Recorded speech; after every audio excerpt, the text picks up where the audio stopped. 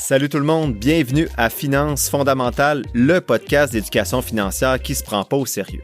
Chaque semaine, je te synthétise un livre qui touche de près ou de loin les finances personnelles et l'investissement boursier. Je te résume donc des centaines d'heures de lecture de façon simple avec des exemples concrets et transparents. Si tu souhaites prendre en main ta santé financière, t'es à la bonne place. C'est parti, bon podcast!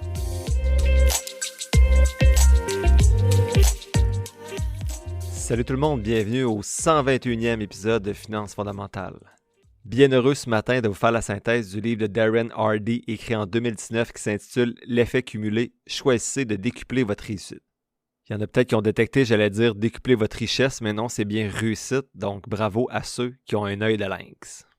En introduction, ce livre-là, c'est un guide qui explore le pouvoir des petites actions répétées dans la réalisation de la réussite à long terme et non de la richesse à long terme. En mettant l'accent sur la cohérence et la persévérance, Darren Hardy nous démontre comment des changements progressifs peuvent avoir un impact significatif sur tous les aspects de notre vie. Donc, comme premier élément de synthèse, c'est consistance et discipline. L'auteur souligne l'importance de la discipline et de la régularité. Il insiste sur le fait que la réussite découle souvent de la capacité à maintenir des habitudes constructives sur le long terme, même lorsque les résultats immédiats semblent inexistants ou modestes. Dans le livre, il met de l'avant plusieurs exemples de petites habitudes financières qui, lorsqu'elles sont pratiquées de manière régulière, peuvent avoir un impact significatif à long terme. Voici quelques exemples que l'auteur utilise dans le livre. Le premier, c'est épargner une petite somme régulièrement. Donc, même si ça peut sembler insignifiant au départ, épargner une petite somme de ses revenus, une petite partie de ses revenus de façon régulière, ça peut constituer une base solide pour constituer une épargne importante au fil du temps. Que ce soit en mettant de côté un pourcentage de chacune de vos payes ou en automatisant des transferts réguliers vers un compte épargne, cette habitude-là peut contribuer à accumuler des économies substantielles sur le long terme. Deuxième exemple qu'il donne, c'est suivre un budget strict. Donc, tenir un budget précis et suivre ses dépenses, c'est une habitude financière fondamentale selon l'auteur. En identifiant où va chaque dollar que vous gagnez et en ajustant vos dépenses en conséquence, vous pouvez mieux contrôler vos finances et éviter le gaspillage inutile. Même de petites économies réalisées chaque mois peuvent s'additionner pour libérer des ressources financières supplémentaires qui vont vous permettre d'investir sur le long terme. Troisième exemple qui donne de petites actions qui semblent insignifiantes à court terme, c'est investir régulièrement. Donc pour lui, investir une petite somme régulièrement dans des véhicules d'investissement appropriés, comme des FNB indiciels ou des actions, peuvent constituer un moyen efficace de faire croître votre patrimoine au fil du temps. En adoptant une approche de type Dollar Cost Averaging, donc DCA ou investissement progressif, où on investit un montant fixe à intervalles réguliers, comme par exemple moi à chaque dernier vendredi du mois, vous pouvez bénéficier de la croissance à long terme des marchés financiers. Et son quatrième exemple, c'est éviter les dettes à intérêt élevé. Donc, en évitant de façon systématique l'accumulation de dettes à intérêt élevé, comme les soldes impayés sur les cartes de crédit, ça va constituer une habitude financière cruciale qui va vous permettre de rembourser régulièrement vos dettes existantes et d'éviter d'en contracter des nouvelles surtout. Et vous allez pouvoir ainsi réduire le fardeau financier à long terme sur votre patrimoine financier et économiser des milliers de dollars en intérêts. Deuxième élément de synthèse, c'est le pouvoir des petites actions. Donc, l'auteur revient un petit peu sur les petites actions puis met en évidence comment, justement, ces petites actions-là, entreprises de manière constante, peuvent s'additionner pour produire des résultats assez impressionnants, comme on avait vu un petit peu avec le livre Atomic Habits. L'auteur mentionne notamment de planifier quotidiennement, donc de prendre quelques minutes chaque jour pour planifier les tâches et les objectifs. Ça peut vous aider à rester organisé, productif et concentré sur les activités les plus importantes de votre journée. Ensuite, d'établir des objectifs, donc de définir des objectifs qui sont clairs, spécifiques, mesurables, réalistes et temporellement situés, donc des objectifs SMART. Selon lui, c'est essentiel pour diriger vos efforts vers ce qui compte vraiment et maintenir votre motivation à long terme par rapport à vos objectifs financiers. Ensuite, il parle d'auto-évaluation régulière, donc il suggère de prendre du recul de façon assez régulière pour évaluer vos progrès, identifier les domaines dans lesquels vous pouvez vous améliorer et ajuster votre stratégie financière. Selon lui, tout ça, c'est crucial pour maintenir une croissance de vos investissements à long terme, mais également une croissance personnelle. Il aborde ensuite le développement de compétences comme petites actions. Donc, il dit de consacrer du temps chaque jour à développer des nouvelles compétences ou à renforcer celles que vous avez déjà. Ça va vous permettre d'ouvrir des nouvelles opportunités professionnelles et personnelles à long terme, comme vous le faites en ce moment pour vos finances en écoutant ce podcast-là. Et enfin, il parle de réseautage et de mentorat, donc d'investir dans des relations positives avec des personnes qui partagent les mêmes idées que vous ou des idées similaires ou des objectifs similaires. Et dans des relations de mentorat, selon lui, ça peut vous fournir un soutien, des conseils et des opportunités précieuses pour votre croissance personnelle et professionnelle, encore une fois. Troisième élément de synthèse, c'est la mentalité de croissance. L'auteur encourage le développement d'une mentalité de croissance où les échecs vont être perçus comme des opportunités d'apprentissage et de croissance et non juste comme des barrières ou des bâtons dans les roues. Il souligne l'importance de persévérer malgré ces obstacles-là et de voir chaque défi comme un nouveau pas vers le succès. Donc, pour illustrer un petit peu ce que l'auteur veut dire par mentalité de croissance, j'ai pris un exemple fictif. Donc, on va dire Maxime, un jeune investisseur qui débute et qui souhaite développer ses compétences en investissement. Donc, voici comment une mentalité de croissance pourrait se manifester pour Maxime. Donc, le premier point, ça pourrait être la curiosité et l'apprentissage. Donc, Maxime pourrait commencer par lire des livres sur l'investissement en bourse, suivre des blogs sur les finances, regarder des vidéos éducatives sur YouTube ou écouter un excellent podcast ou plusieurs excellents podcasts. Il doit rester curieux et avide d'apprendre, absorber autant d'informations que possible sur les principes fondamentaux de l'investissement et les stratégies possibles pour gérer son portefeuille. Deuxième élément d'une mentalité de croissance, c'est la persévérance. Donc, Maxime devrait faire preuve de persévérance face aux fluctuations du marché. Donc, lorsqu'il va constater que ses investissements, ses premiers investissements qui sont si précieux en bourse, vont fluctuer de manière imprévisible, il ne devra pas se laisser décourager. Au lieu de ça, il faudrait qu'il reconnaisse que la volatilité, c'est une caractéristique naturelle du marché boursier, comme on en parle souvent, et qu'il reste persévérant dans ses efforts pour comprendre les facteurs qui peuvent influencer la fluctuation des prix.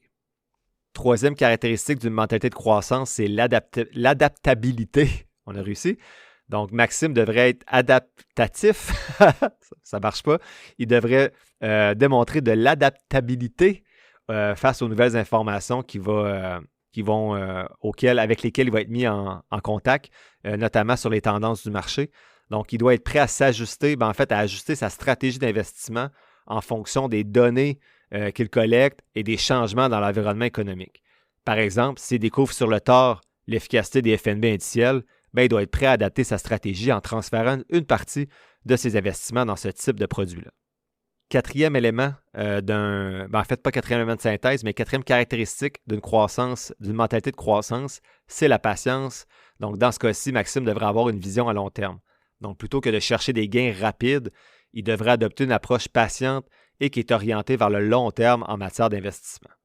Il doit comprendre que la construction d'un portefeuille rentable, ça nécessite du temps et surtout de la discipline, et il doit être prêt à attendre patiemment que ses investissements mûrissent et produisent des rendements significatifs au fil du temps, et non après quelques années seulement. Et oui, une publicité dans mon propre podcast. Après avoir aidé plus de 50 personnes à prendre en main leurs finances et leurs investissements dans la dernière année et demie, je suis enfin en confiance de publiciser mes services d'accompagnement. Selon vos besoins, ces services-là peuvent aller d'une seule rencontre de 60 minutes jusqu'à plusieurs rencontres avec des suivis. Donc, que ce soit pour planifier votre stratégie d'investissement, choisir vos FNB, savoir si le CELI ou le REER c'est plus intéressant dans votre cas, ouvrir votre compte de courtage et apprendre à bien l'utiliser ou toute autre question ou besoin par rapport à vos finances, n'hésitez pas à m'écrire sur Gmail ou sur le groupe Facebook du podcast pour avoir les informations sur les forfaits disponibles. Donc, au plaisir de vous rencontrer et de jaser de finances. Enfin, la cinquième caractéristique d'une mentalité de croissance, c'est accepter les erreurs comme des occasions d'apprentissage. Donc, on a glissé un petit mot tantôt en début d'éléments de synthèse, mais si Maxime commet des erreurs dans ses premiers investissements en bourse, il devrait considérer ces erreurs-là comme des occasions d'apprendre plutôt que comme des échecs qui sont définitifs.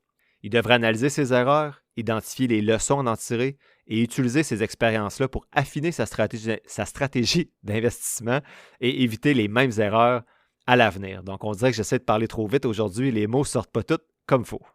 En gros, là, en cultivant cette mentalité de croissance-là, Maxime ou toute autre personne, ça pourrait être vous, moi, n'importe qui, en cultivant cette mentalité-là, on va être en mesure de progresser dans notre parcours d'investissement en bourse, d'acquérir de l'expérience et de devenir des investisseurs plus avisés et plus confiants au fil du temps. Cette mentalité-là de croissance va s'appliquer dans l'investissement comme on vient de voir ensemble, mais c'est transférable en entreprise et dans d'autres sphères de nos vies. Donc, les 5 caractéristiques d'une mentalité de croissance: curiosité, persévérance, adaptabilité, patience et accepter les erreurs comme des occasions d'apprentissage. Quatrième élément de synthèse, maximiser la productivité. Donc, l'auteur dans le livre propose des stratégies pour maximiser la productivité au travail notamment, en identifiant les tâches les plus importantes et en les priorisant. Donc, voici quelques-unes des stratégies que j'ai ressorties du livre. La première, c'est prioriser les tâches. Donc, l'auteur encourage à identifier les tâches les plus importantes et les plus urgentes et à les prioriser en fonction de leur impact sur les objectifs à long terme. Il recommande de consacrer du temps et de l'énergie aux activités qui contribuent le plus à la réalisation des objectifs prioritaires. Tantôt, on a parlé de planification, d'objectifs notamment, mais là, le deuxième élément, la deuxième stratégie présentée par l'auteur, c'est la planification, mais proactive. Donc, au lieu de réagir aux événements de manière passive, Hardy préconise une approche qui est proactive de la planification. Il nous encourage à anticiper les défis potentiels, à élaborer des plans d'action puis à mettre en place des systèmes pour gérer efficacement son temps et ses ressources. Troisième stratégie, justement, c'est la gestion du temps. Donc, l'auteur propose des techniques de gestion du temps comme la méthode Pomodoro. En gros, cette stratégie-là, cette technique-là, ça consiste à travailler par intervalle de temps défini. Donc, exemple, je travaille 25 minutes, je prends 5 minutes de pause, et ainsi de suite, jusqu'à la fin de la journée. Ça va aider à maintenir la concentration et la productivité pour éviter de rester assis 4 à 5 heures de suite devant son bureau, puis finalement être productif seulement 1h30 pendant ces 5 heures-là. Quatrième stratégie, éliminer les distractions. Donc, pour maximiser la productivité, l'auteur recommande d'éliminer toute distraction potentielle de son environnement de travail. Ça peut inclure la désactivation des notifications sur vos appareils électroniques. Vous créez un espace de travail qui est calme, qui est ordonné, organisé, puis de mettre en place des limites claires pour les gens avec qui vous travaillez pour éviter les interruptions qui viennent de l'extérieur de façon continue. Cinquième stratégie, c'est automatiser et déléguer. Donc, pour libérer du temps et des ressources, l'auteur nous encourage à automatiser toutes les tâches répétitives puis à déléguer ce qui peut être confié à d'autres personnes. Donc, ça permet de se concentrer sur, comme on a dit tantôt, les activités, les tâches qui ont la plus forte valeur ajoutée et de déléguer les tâches qui sont moins prioritaires, mais qui sont quand même nécessaires. Donc, s'il y a une tâche qui n'est pas nécessaire, on n'a pas besoin de la déléguer, on a juste à l'éliminer. Cinquième élément de synthèse, cultiver son environnement. Donc, pour terminer, l'auteur soulignait dans son livre l'importance de l'environnement dans lequel on évolue. Il nous encourage à s'entourer de personnes positives et motivées, puis à créer un environnement qui est propice à la réussite. Il met en lumière l'impact que peut avoir notre entourage sur notre attitude et nos habitudes surtout. Donc, dans le livre, il souligne 3 impacts que notre environnement peut avoir sur nous. La première, c'est l'influence sur l'attitude. Donc, il dit qu'un environnement positif, avec des gens qui sont optimistes, motivés, bienveillants, ça peut avoir un impact qui est significatif sur notre attitude. Donc, lorsqu'on est entouré de personnes qui voient le verre à moitié plein et qui sont enclins à trouver des solutions plutôt que des problèmes, on a tendance à adopter une attitude qui est similaire. Ça peut nous aider à rester optimistes puis à persévérer face aux défis, mais surtout à maintenir une perspective qui est constructive, même lorsque les choses deviennent difficiles. Donc, ça va vraiment nourrir notre mentalité de croissance qu'on parlait tantôt. Deuxième impact possible de notre environnement sur notre attitude, en fait, pas sur notre attitude, mais sur nous, c'est de renforcer nos habitudes de vie saines. Donc, un environnement positif peut favoriser le développement et surtout le renforcement d'habitudes saines. Donc, lorsqu'on est entouré de personnes qui sont engagées, positives, qui font de l'exercice régulièrement, qui ont une bonne alimentation, qui gèrent bien leur stress, on est plus susceptible d'être influencé par leurs choix et d'adopter, encore une fois, des habitudes qui sont similaires à elles. Donc ça peut contribuer à améliorer notre santé physique, notre bien-être émotionnel et notre qualité de vie dans son ensemble. C'est les mêmes choses pour les finances, donc parler sainement d'argent avec notre entourage, mais ça peut avoir des effets positifs sur nos habitudes financières, mais surtout sur celles de nos proches. Enfin, le troisième impact, c'est l'encouragement de la croissance personnelle. Donc, un environnement sain, positif, ça peut encourager notre croissance personnelle en nous fournissant un soutien, des encouragements et des opportunités d'apprendre. Donc, lorsqu'on est entouré de personnes qui croient en notre potentiel et qui nous encouragent à poursuivre nos objectifs, on est plus enclin à sortir de notre zone de confort, à prendre des risques qui sont calculés et surtout à poursuivre notre voie dans notre développement personnel. Ça peut nous aider à réaliser notre plein potentiel et à atteindre des niveaux élevés de réussite dans différents domaines de notre vie, que ce soit les finances ou autres. En conclusion, le livre L'effet cumulé, il offre un plan d'action pour ceux qui aspirent à atteindre des niveaux élevés de succès et de réussite dans leur vie. En mettant en avant le pouvoir des petites actions répétées, un petit peu comme dans Atomic Habits, l'auteur montre que la réussite est accessible à toutes les personnes qui sont prêtes à s'engager dans un processus de croissance qui est continu. En étant discipliné, persévérant et en adoptant une mentalité de croissance, l'auteur dit qu'on peut débloquer notre plein potentiel et réaliser des progrès significatifs vers nos objectifs. C'est un livre qui ne touche pas directement les finances, mais davantage le développement personnel. Est-ce qui m'a marqué? Non, parce que j'ai lu beaucoup de livres de ce genre-là depuis le début. Est-ce qu'il est intéressant? Oui. Peut-être que si je l'avais lu dans les premiers, je serais plus épaté. C'est clairement une lecture intéressante, mais pas un incontournable. Le key point, qu'est-ce que je retiens? En fait, je retiens deux choses. 1. La mentalité de croissance, donc arrêter de s'apitoyer, on est responsable de ses choix et de son avenir. Et 2. L'environnement positif, éloigner les gens toxiques ou qui ne vous apportent rien de positif dans votre vie ou dans votre travail. La semaine prochaine, c'est la question des auditeurs, donc je vais répondre à plusieurs questions qui proviennent de vous. Ce jeudi, je vous présente les 3 derniers titres sur ma liste de surveillance de septembre 2024, donc je les ai inversés avec ceux de la semaine passée. Donc les 3 derniers, c'était vraiment ceux de la semaine passée, mais je vous en présente 3 qui étaient les 3 avant-derniers, on va dire, soit Visa, V, Medifast, MED et Monster Inc. MNST. L'épisode tire à sa fin, j'espère que tu l'as apprécié. Si c'est le cas, je t'invite à le partager et à t'abonner au podcast, en plus de mettre quelques étoiles ou de le liker selon la plateforme sur laquelle tu m'écoutes. Tous les liens pour me soutenir sont quelque part dans la description de l'épisode. N'oublie pas que les informations communiquées dans le podcast sont dans un but strictement éducatif, ce ne sont pas des conseils financiers. Je t'invite à consulter un professionnel pour des conseils spécifiques à ta situation parce que je ne peux pas être tenu responsable de tes décisions financières. Comme je le dis depuis un petit bout, je ne suis pas un expert, prends donc pas ce que je dis pour du cash, fais toujours tes propres recherches. Sur ce, merci d'avoir passé un peu de temps avec moi aujourd'hui et on se voit dans le prochain épisode de Finances fondamentales.